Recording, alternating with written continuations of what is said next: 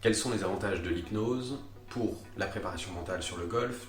Est-ce que c'est une solution qui est fiable? Est-ce qu'il y a des choses intéressantes que l'hypnose propose particulièrement dans la préparation mentale pour le golf? Eh bien, ce sont ces questions auxquelles on va répondre dans cette vidéo. Je suis Antoine Menet, préparateur mental, peut-être votre préparateur mental, puisque sur cette chaîne, je vous propose toutes les techniques, toutes les astuces que je travaille avec mes athlètes au fil de l'année. Bienvenue sur cette chaîne. Si vous venez de me retrouver, n'oubliez pas de vous abonner. Et puis, quoi qu'il arrive, de liker cette vidéo. Ça permet à la vidéo simplement à la chaîne de grossir, à la vidéo voilà, d'aller toucher un nouveau public. Et ça me fait vraiment plaisir. Ça me renvoie l'idée que toutes ces techniques que je vous propose régulièrement sur cette chaîne vous intéressent et vous plaisent. Donc, merci à vous de prendre le temps d'aller liker cette vidéo et de vous abonner si ça n'est pas encore fait.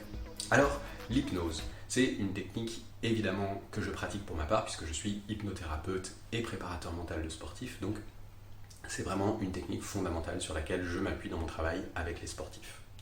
En quoi est-ce que cette technique est intéressante pour moi? Il y a énormément de domaines dans lesquels l'hypnose va être un outil qui va s'avérer efficace en préparation mentale, mais j'avais envie de vous parler de 3 thématiques particulièrement aujourd'hui. La première thématique, c'est de modéliser la performance. On parle souvent dans la préparation mentale d'apprendre à se connaître et d'apprendre à se connaître lorsqu'on est en état de performance. Et ça, c'est vraiment une situation, une technique que l'hypnose va permettre de développer de manière extrêmement efficace. L'hypnose permet d'entrer dans un état dans lequel on va aller faire revivre au cerveau de manière très forte et très précise des sensations, des états pour permettre ensuite d'ancrer et d'aller réutiliser cet état.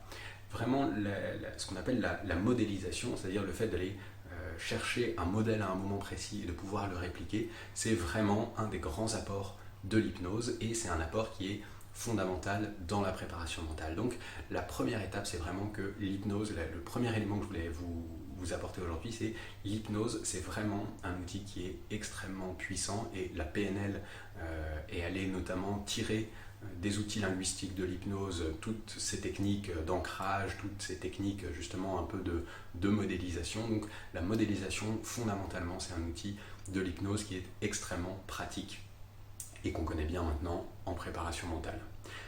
Le deuxième outil intéressant, ça va être tout ce qui relève de la gestion des émotions.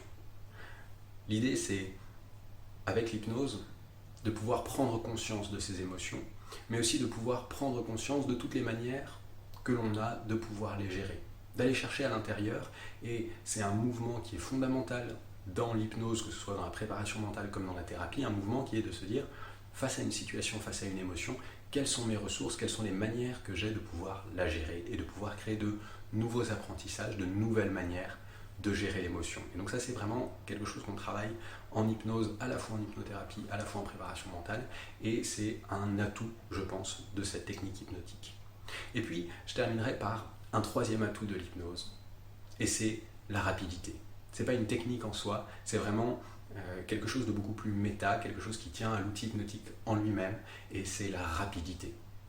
Vraiment, l'hypnose a inauguré la grande famille de ce qu'on appelle aujourd'hui les thérapies brèves, et ça n'est pas pour rien. C'est-à-dire qu'avant, on avait des thérapies, une thérapie était considérée comme étant comme devant durer relativement longtemps, hein. On était sur plusieurs mois, voire plusieurs années.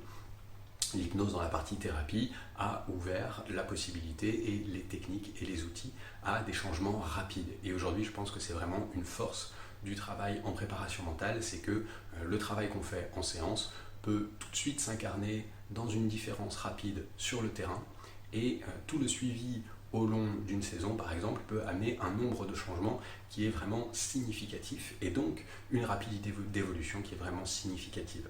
Voilà pour moi les 3 outils fondamentaux de l'hypnose pour la préparation mentale. Si cet outil vous intéresse, si vous vous dites tiens, j'aimerais bien bénéficier un peu de cet outil, pourquoi pas aller voir ce que peut me proposer un coach mental, une coach mentale, un préparateur mental, eh bien j'ai réalisé une vidéo qui vous donne 4 points à vérifier avant de commencer un travail ou pour rechercher un coach mental, une coach mentale. Et je vous laisse la vidéo juste à la suite de cette petite vidéo-là, si ça vous intéresse, allez voir un petit peu quels sont les points à vérifier avant de vous décider de vous lancer dans un travail avec quelqu'un. Je vous remercie. N'oubliez pas de vous abonner si ça n'est pas encore fait, de liker cette vidéo si ça n'est pas encore fait, et je vous retrouve donc dans la prochaine vidéo.